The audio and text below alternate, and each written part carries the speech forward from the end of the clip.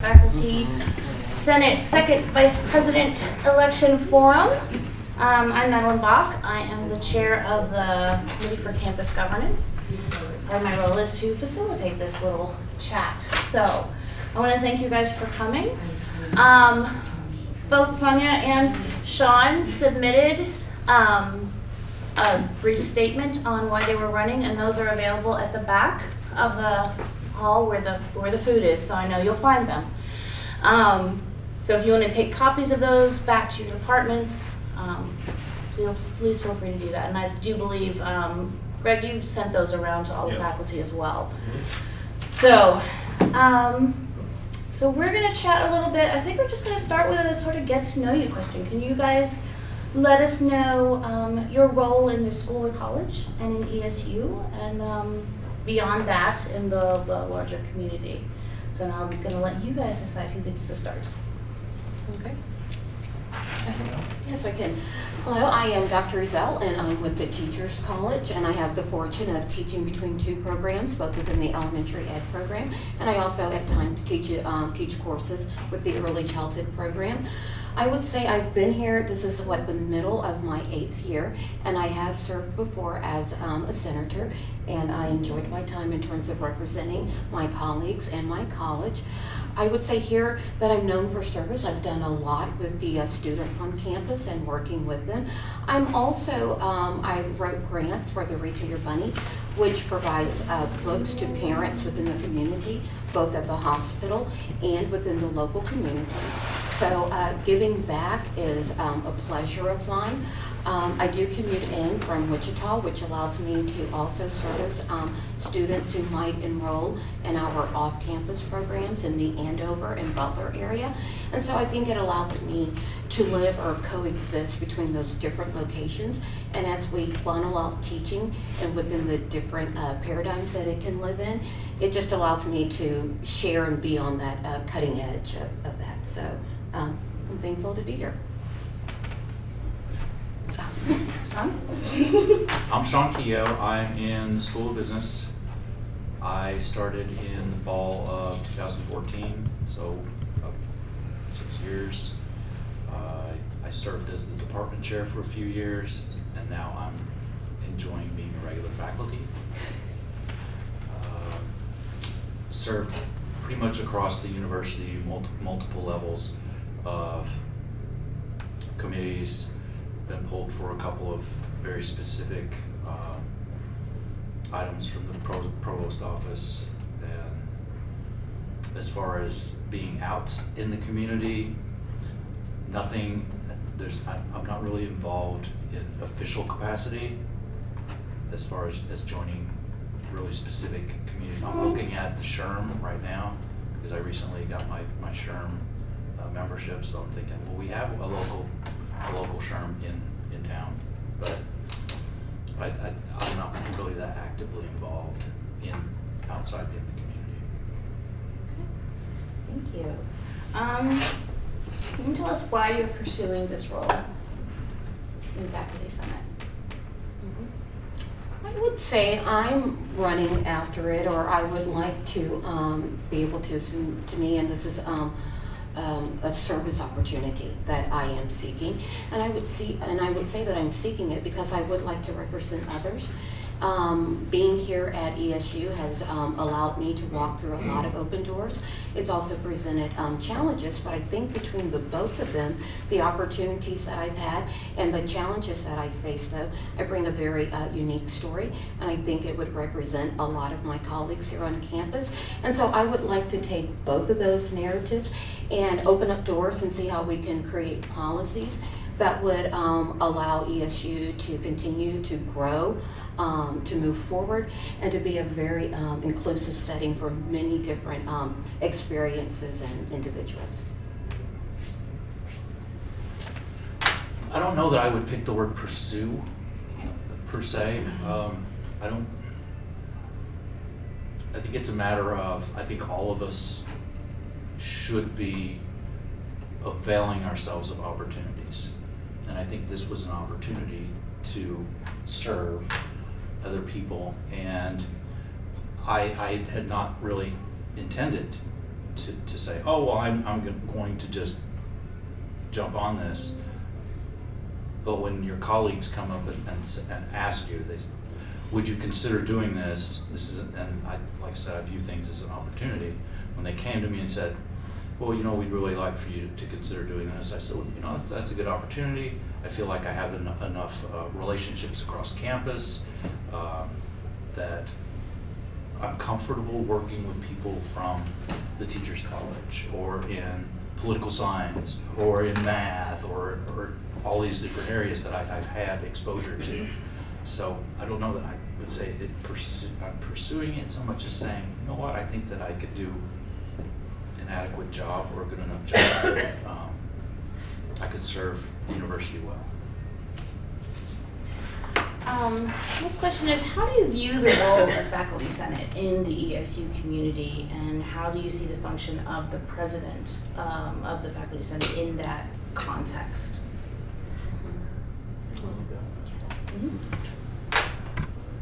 Faculty Senate is extremely important. As far as transparency goes, it's shared governance, and I'll tell you, I've been at a couple other institutions that shared governance was not, it just was not. Yes, they had a Faculty Senate, the president didn't really listen to them, what they said didn't really matter. But from what I've seen here, the president actually does pay attention, and the things that come up through Faculty Senate are taken into consideration. Now, is everything carte blanche? No, I mean that's not the role of the president. The president actually pays attention. So I think it's incumbent on us to make use of the tool that we have.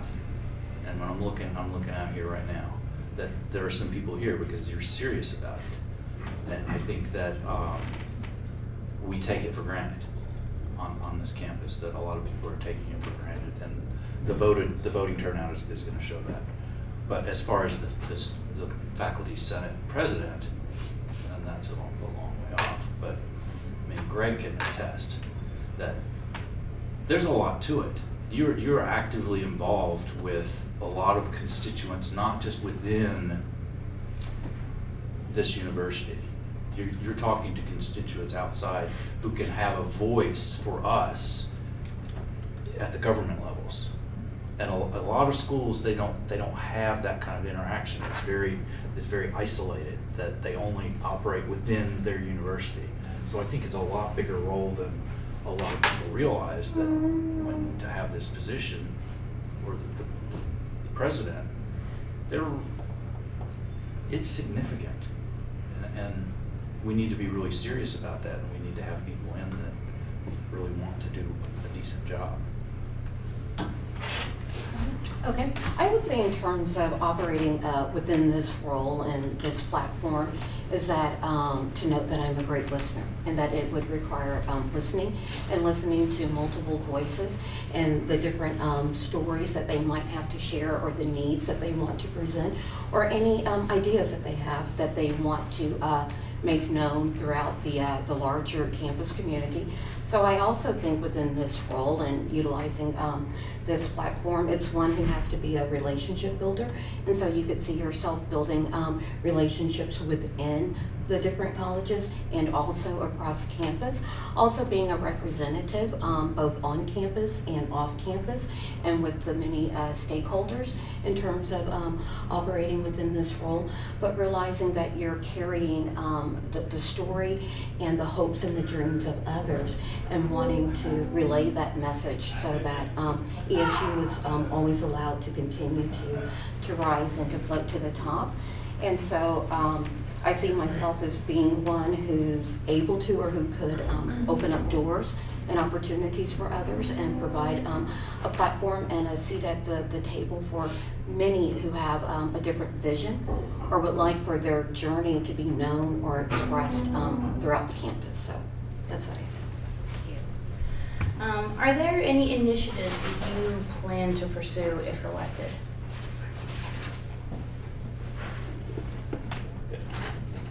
Okay, I think initiatives, I do have some in terms of that I've thought about within the Teachers College though. And of course, I have a passion for books, so ensuring that maybe pre-service teachers have the opportunity to do things like book drives or to give back to the community, giving them a little bit more visibility within the ESU community and the ability to get out into the field of practice that they wish to pursue and maybe have access to elementary classrooms a little bit sooner within our program. I think it's also possible. I do have a passion regarding food insecurity, and so how can we utilize the students and their voice to continue to address that issue so that it could come from out of the shadows and be something that we take on at a campus level. I think doing things like a code collection, but also making sure if there's needs on our campus, doing a survey, and how can we meet the needs of our students, and maybe then utilize student groups to help meet the needs on campus and within the community.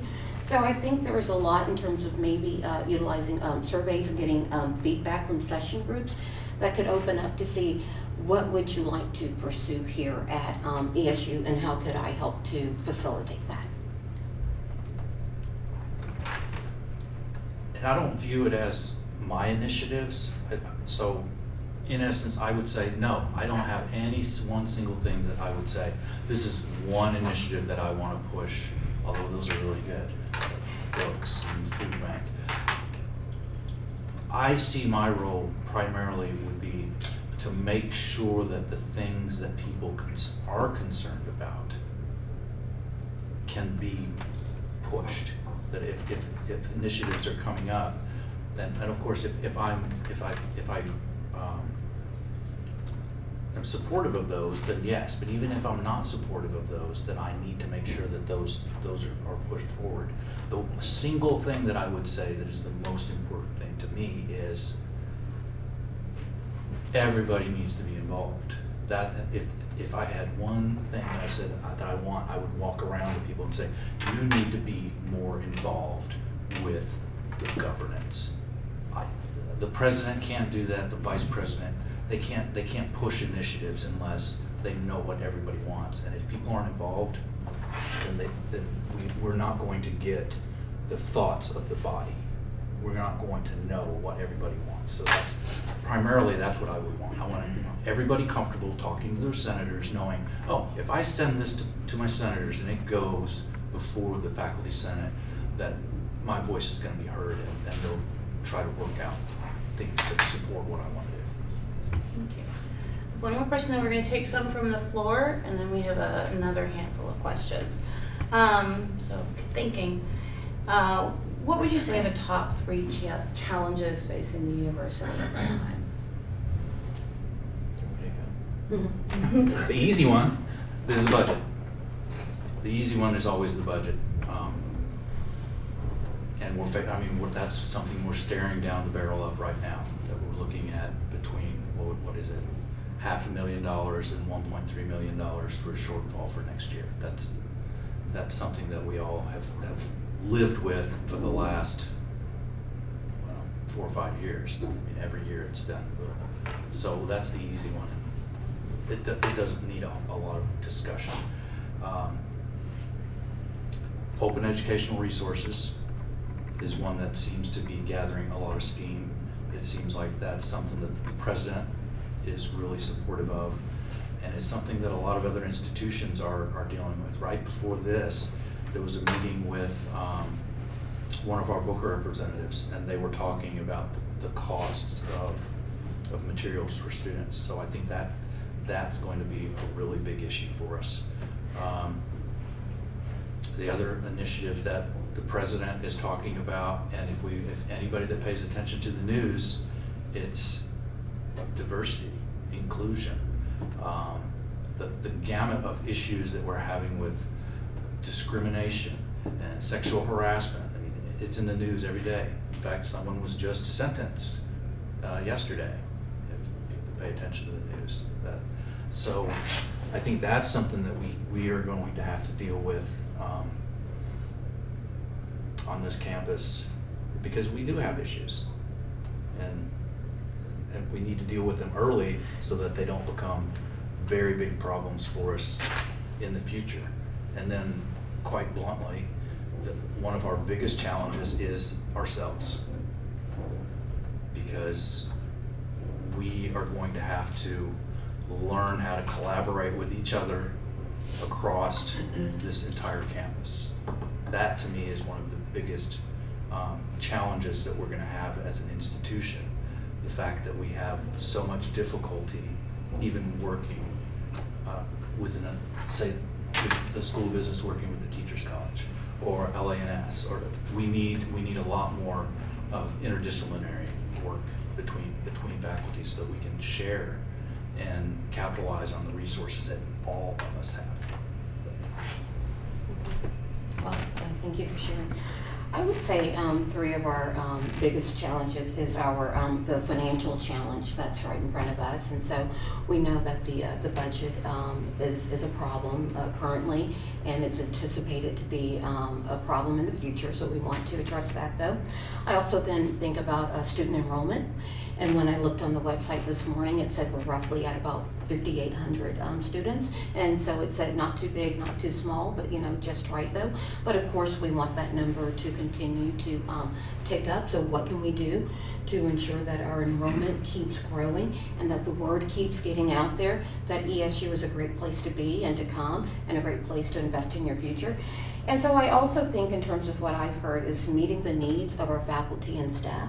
And I think that's somewhat in terms of how they would see fit. And so we would need some outside data to support that, though. But I'm hearing others would like the opportunity to do a little bit more attending conferences, so maybe seeing their budget increased regarding the payback that they get in terms of attending conferences or joining those professional groups where there is a high membership, because in turn, in terms of networking and interacting with their peers in the field, though, all of that information and those rich experiences are then placed within the classroom, and it impacts in terms of how the professor might teach or share information, and that they have access to leading information and practices within the field. So I think, though, in terms of from faculty that I've heard back from, is that they would like a little bit more in terms of being reimbursed for traveling to participate in their professional discipline and being around other individuals who could mentor or kind of highlight the way going forward for them. Peanut Gallery? I mean, distinguished guests. Well, thank you all for running. That's always the most important thing, is to get people to run. And the nice thing about the way we do it is you get to have some training for a couple of years before you take over as president. And it can be very challenging in terms of time and commitments and meetings and committees that you are on when you serve as faculty senate president. There's a monthly meeting in Topeka at KBOR that you would be involved in, as well as other committees and the like. So how would you approach that in terms of your time with your department? You usually get a course release. I say usually, some people don't get it, depending on what department they're in. I think Andy Hutchins told me he didn't take one because of music. They have lots of commitments. But how would you approach that in terms of your commitment of time to what you're doing in terms of other areas of your focus as a professor, both in teaching in terms of and research, with the service commitment you would have as president?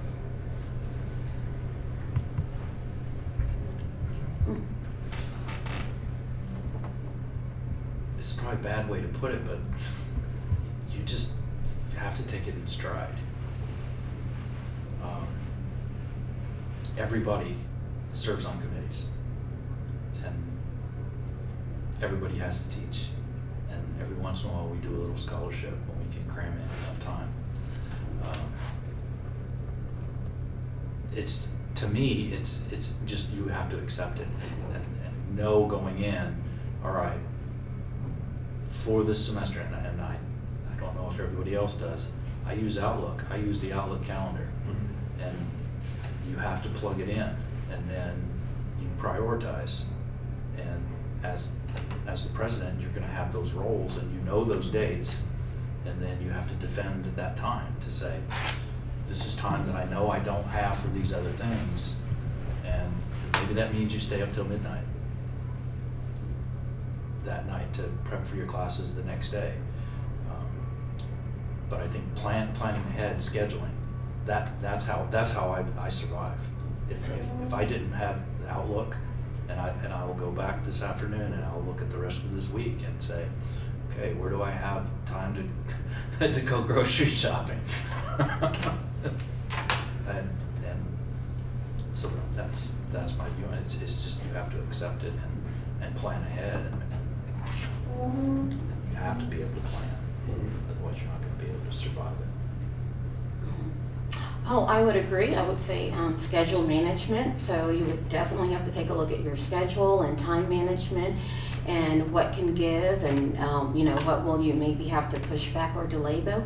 But I also think about partnerships, and so in terms of maybe during that time frame, if you need to work with your colleagues in terms of writing an article, within the scope of that year, that you do it in collaboration with others, or any research that you're doing in the field though, maybe instead of making it a solo venture, you might want to, lean on your colleagues and do it within a partnership framework. So then that way you're still able to accomplish those goals though, but you have that network that you're leaning on and you're still able to advance. So that's how I would approach it, but yes, that's true. Anything else right now? I'm going to continue. So the ESU strategic plan was updated in 2019. The 5 goals of the plan are: 1, to pursue distinctive initiatives and programs. 2, to develop the university's capacity for adaptive leadership, consistent with the Kansas Leadership Center framework. 3, to enhance the competitive role of Kansas by enrolling, retaining, and graduating students that are ready for life and career. 4, to create and support innovation and growth. And 5, to become a model university for diversity, equity, and inclusion. Which of these do you see as the most important goal?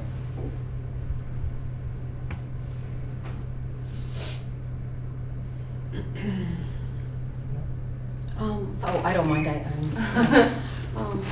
Well, that's a hard one. Did you want to speak first? Oh, or? I don't care. I certainly have a preference, but If you want to, I'm fine, or I can go. I would think that developing the programs of academic distinction is probably the single most important thing. And that's because if we do that, the other 4 are going to fall into place. That we can by having those distinctive programs. 1, we're going to draw students. We're going to be able to draw a lot of students, hopefully, and that's going to touch on the diversity.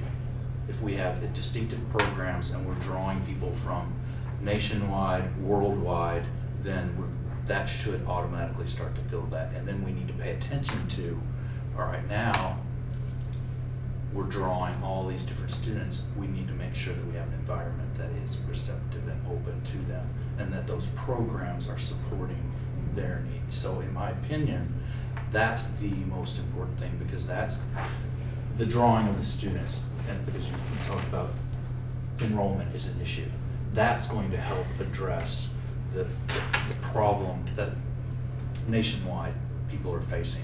The fact that there's a less student base. They're just not available. So I'll cut short there. No. I would probably like to dig in a little bit deeper at goal number 5, because I see it through multiple lenses.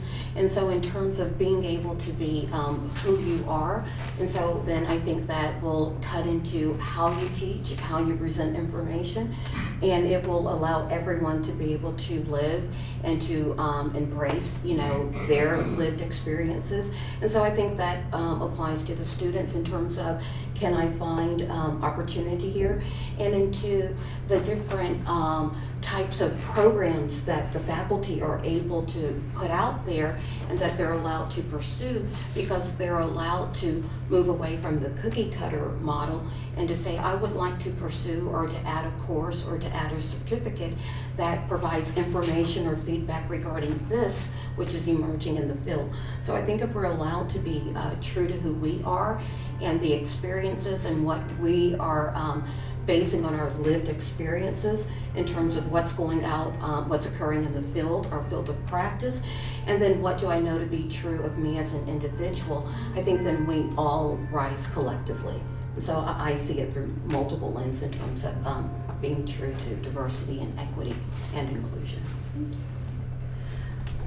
How do you see the relationship between the faculty senate and the student body? I see it as a positive, supportive. I see it as being able to work together. I think that we can have joint sessions. We can hear and listen to them and their needs and any concerns or ideas that they have and they want to present to us as faculty. I think it also then gives us the opportunity in terms of maybe being seasoned individuals in our respective fields to share with them what we see in terms of what we've been through as a lived history and what we see emerging, and to bring that collective environment and conversations, and to see how can we continue to go forward, how can we move ESU forward. So I see it as a win-win situation. I would agree. I see it as very, it's essential, because the faculty senate is part of our role. It's not to protect faculty. It's not just to take care of faculty. It's to address concerns of students too. President of ASG sits in on all the faculty senate meetings. He's right there. He's a good kid. He's in my class right now, and he mentioned faculty senate the other day in class. And the majority of students in the class had no idea what he was talking about. So they didn't know that there would, and I had to spend a few minutes to explain to them, Faculty Senate is here for you too. And Paul did say a few words. He said, yeah, I get to talk. They actually listen to me. And students don't understand. I think that the senators and we as faculty understand what the role is. Students don't, and so often we don't hear their voice because they say, well, no, we have no outlet for them to listen to us. So I think that it's extremely important, but we need to do a better job of making sure students understand that they have this outlet, and I don't think that we're there yet. As a faculty member at ESU, you are encouraged to pursue teaching, research, and service. How do you rank these in order of importance?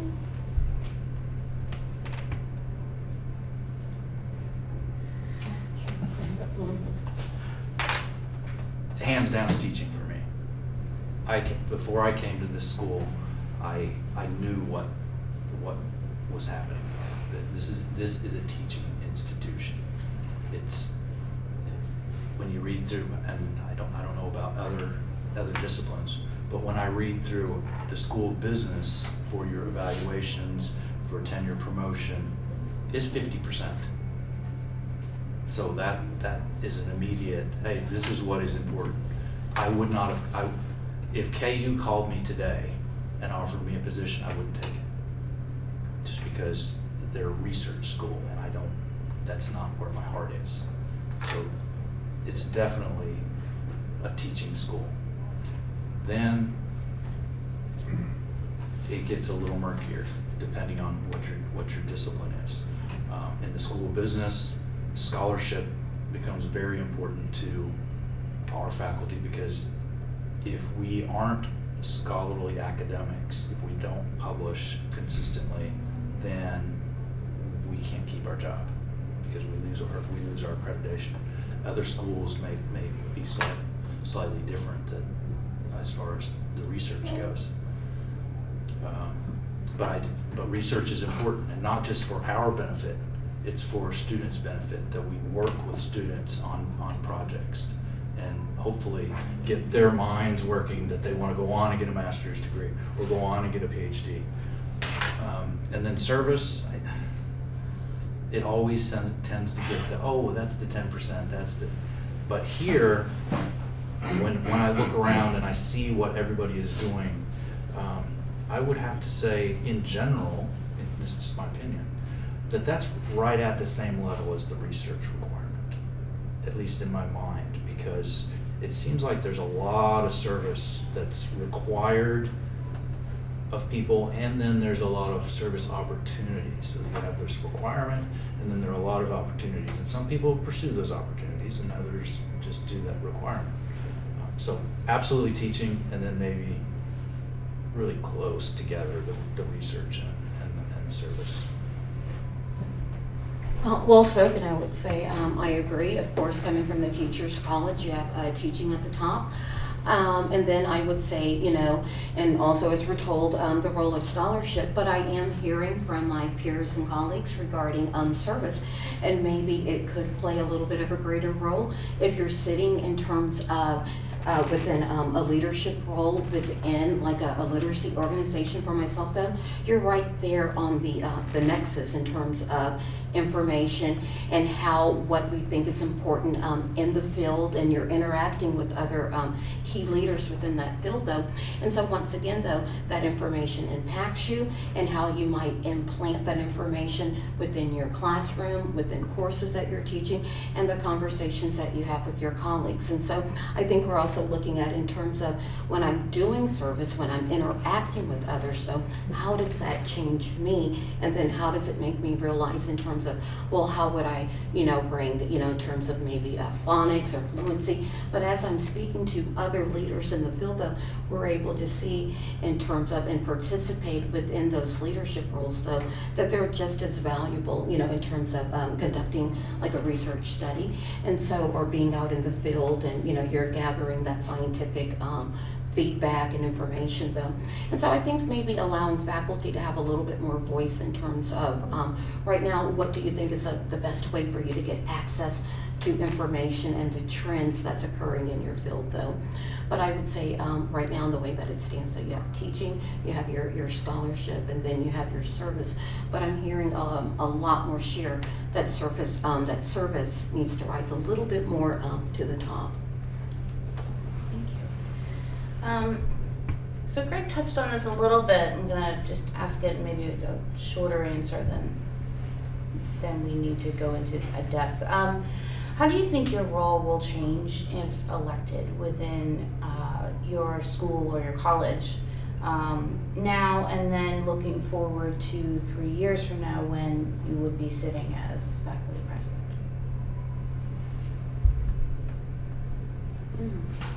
Well, that's a good one. Mm-hmm. Well, I would say maybe in terms of your fellow colleagues viewing you as a resource, as someone, if they needed additional information or if they had an idea that they wanted to share, that they could approach you and see you as a person of help and assistance. If they saw something that, well, I have this thought or idea, is it possible, could we make it happen? That you could be a contact person that they could go to. If there were any concerns, or just could we create maybe a committee to explore, that you would be one of the maybe top 3 or 5 individuals on their list in terms of, let me reach out to, you know, Dr. Ezell and see. So maybe they would see you as someone who could help to build bridges in terms of going forth. Or, you know, someone in terms of, she's a great listener, I could talk to her and I know I could count on her to see what she could do within the question that I'm asking her. And so then I think also then regarding your time commitment and with your department, knowing that you might be busy during this time frame and being supportive of the role that you're playing, not only for your department, but for the university wide, so. Short term, I would say not much impact. I mean, it would be a point of, okay, we know that you have faculty senate meetings at 3:30 and we're not going to schedule a class. I mean, that you would have to have a conversation with the department chair to make sure that those conflicts did not ever come up. Now, longer term, yes, I would agree that over time, people are going to recognize, oh, well, you're slowly gonna be the person that's kind of in charge, so they should look to you as that point, that conduit to, well, here are some things that we'd really like to get pushed through. Although I think earlier is probably better. That if they can identify early, then if there are certain things that come up that say next year, you can start building momentum when you are actually serving as the president to push those things out onto the agendas. But I think that, and even then, the longer term, yes, it's still going to be, it will impact more because you will have to be off campus for certain events, and the time constraints get much harder, and more conversation with potentially not just the department chair, but with your dean. That leads right into my next question. Thank you for that segue. Can you describe your rapport with the administration, both within your school or college and with ESU's administration at large?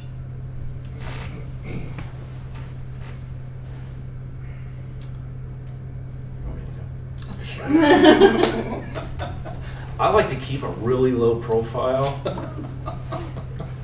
so the less they know of me, the better. I have a good dean. I have a good dean. I have a good relationship with my dean. That doesn't mean that we always agree on things, but I think that he is a good dean. I know a lot of the other deans across campus, and for the most part, they've always been receptive and open, so I have good rapport with them. I think we have an excellent, see, look, impression management, right? I think we have an excellent provost. I think that sometimes he does things that I completely disagree with, but in every instance that I have had a conversation with him, he always listens, he takes your perspective into consideration, and then he makes a decision, and he will usually give us a reason. This is why I've chosen this. And so he's very logical, he's very open. So I think that we are very fortunate to have a provost that is that even-handed. And the president also. There have been instances that the president has vehemently disagreed with what Faculty Senate was saying and what they were pushing up, and still approved what they were pushing. So that shows that even at the presidential level, she's willing to listen and go, I don't really completely agree with you, but yes, this is what we'll do. And I think that's good. So I think we have really, really good administration, and they're willing to work with faculty. Well, I would have to build on that. I would say in terms of within my area, I would say regarding the dean and the chair, I would describe those relationships as being positive and productive. I would also say right now the Teachers College, we're trying to find out or figure out, or pretty soon it will be announced in terms of who will be our leaders going forward. So we're awaiting that news as it goes through the process. So that will be interesting. I think in regards to the president and the provost, I have the utmost respect for them. I see them as providing good and solid leadership, and I would welcome the opportunity to work with them though. But the few encounters that I have had with them, I would also describe those as positive, productive, and one where to me I felt as if I learned a lot, or I was able to listen in on their decision making, or to hear them speak and to learn and grow, or to consider their perspective in terms of within those leadership roles. So I think overall I would say good. And lastly, in what areas of the university do you think Faculty Senate should not be involved?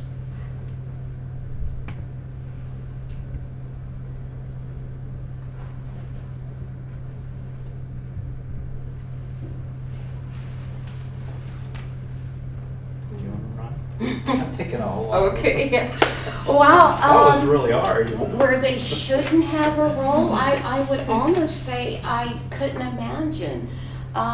Be it from the budget or regarding staff. I don't know why we would want to silo or siphon or cut off voices, or allowing a combination of people to come together to reflect on something or to share their expressed ideas. So in terms of not having a voice in an area, right now I can't think of anything. I think that conversing is good, and I think joint conversations are even better, and being able to come together as a community. And if it's an area that you're concerned about, or you want to speak about it or have input for others, bringing transparency to an area is good. So right now I can't think of anything where we wouldn't want to have voice or input at, be it from let me see, the buildings or students. Right now I can't think of one. So. Well, I think one area, and I think every faculty member would probably, upon reflection, might agree, that Faculty Senate doesn't belong in our classrooms. I mean, that's, our classroom is our classroom.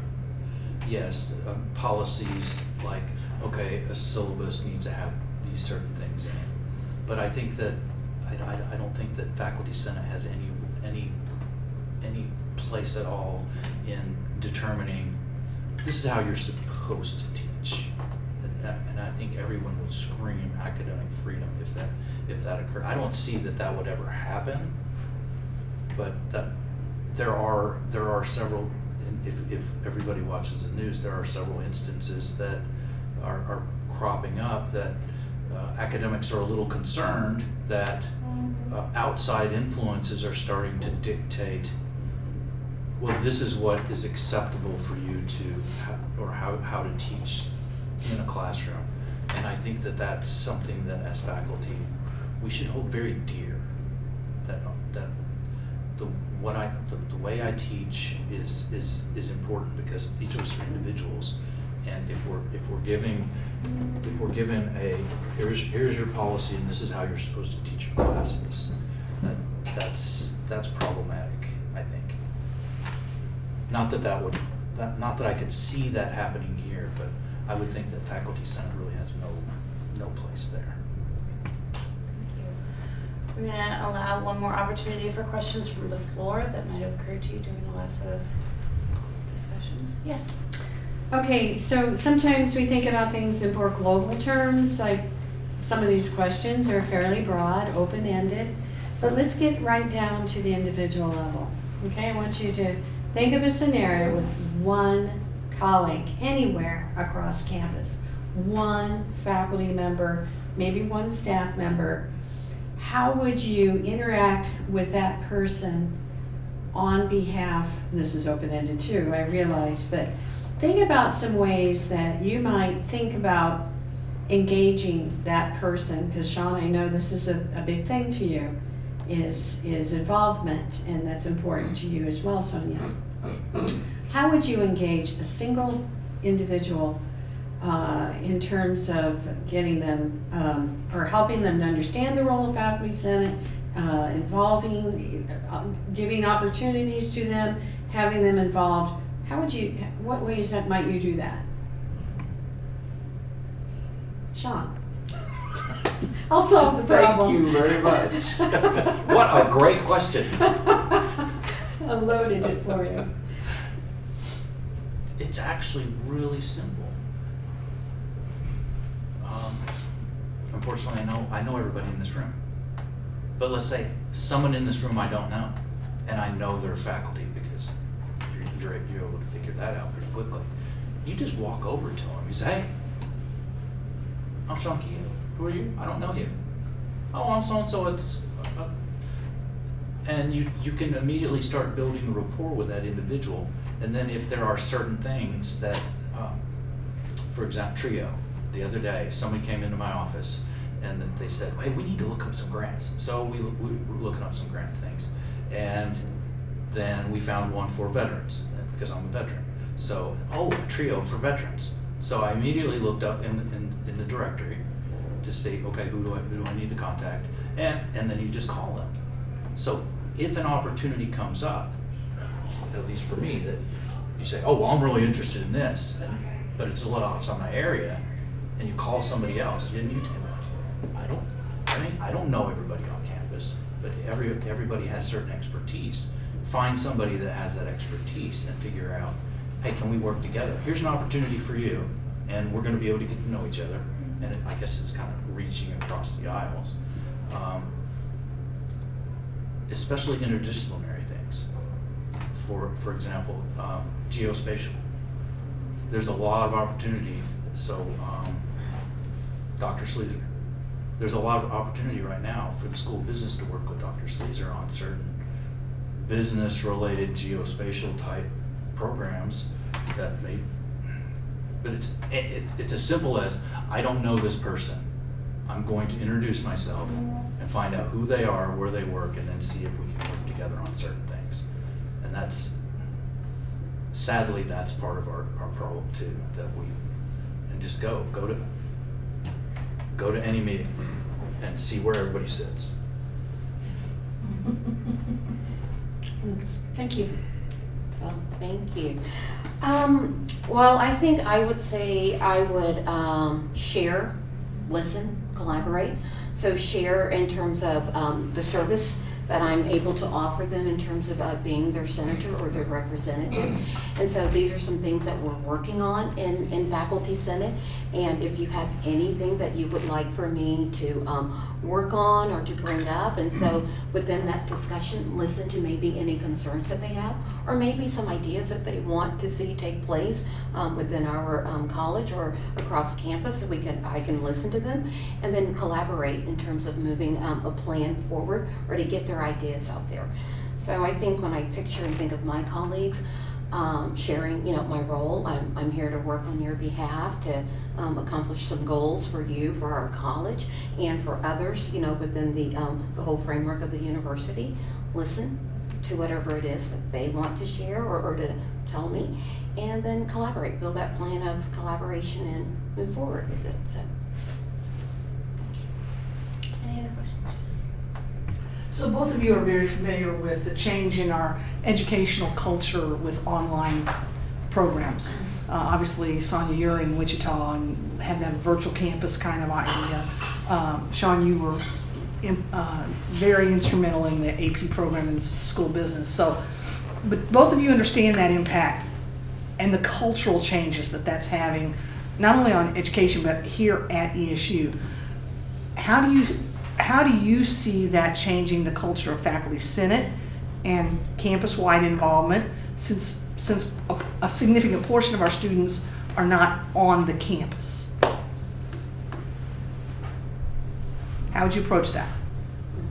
I don't care. I'm not gonna. Okay. I'm not Yes. gonna sign yours. I think that the role of technology can be utilized or leveraged to create a more inclusive environment, and so it doesn't have to segment people until in which you have those who are actually in the actual brick and mortar place, and then you have those who are online. I think that we can invite all students to participate, and so if we do have some satellite campuses that we do sometimes offer some of those activities there that we offer here at the main campus.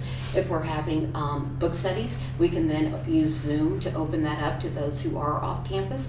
I think though, in terms of keeping in mind regarding online courses, we want to make sure that our faculty members feel comfortable with it, and so if we need to set up training opportunities for them with technology and have support made available to them, we can do that.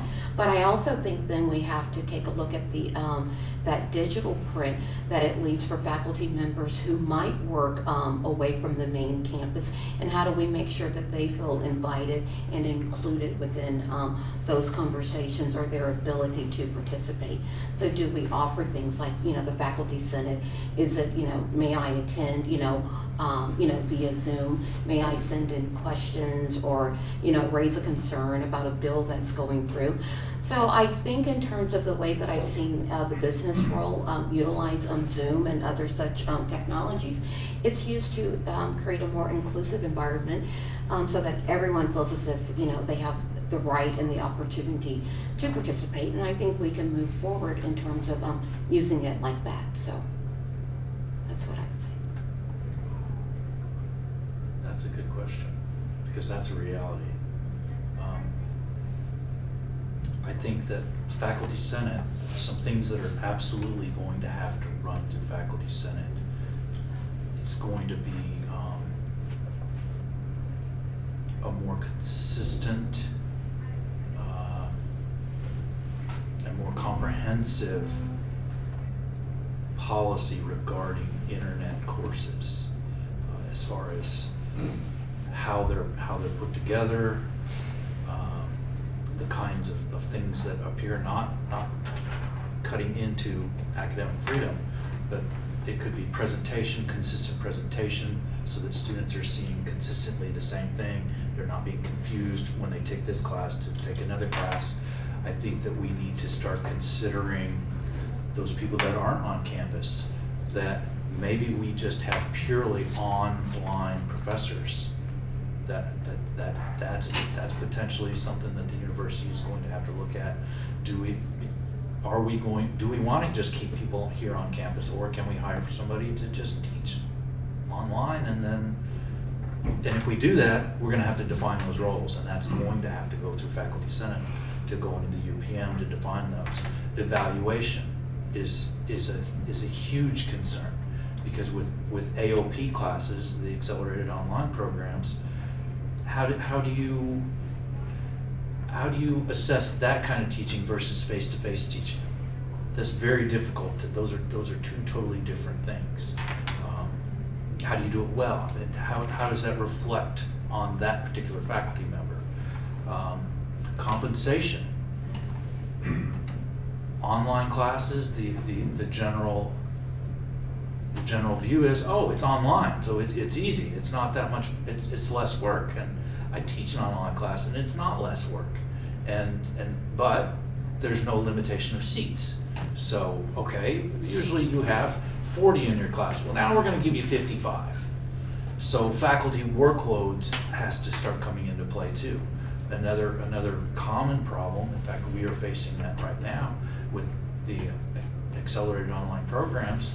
They're not on campus, so we lose significant revenues from student fees, activity fees, things of that nature.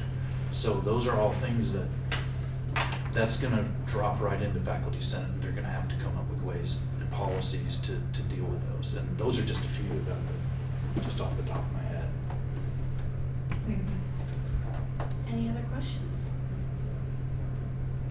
Okay, I thank you all for coming. I'm going to give you guys an opportunity to give a final statement if you would like. And just appreciate your time. Yes. Okay. Good, that way at least there'll be a strong finish. I appreciate the opportunity. I'm humbled that I was asked to run.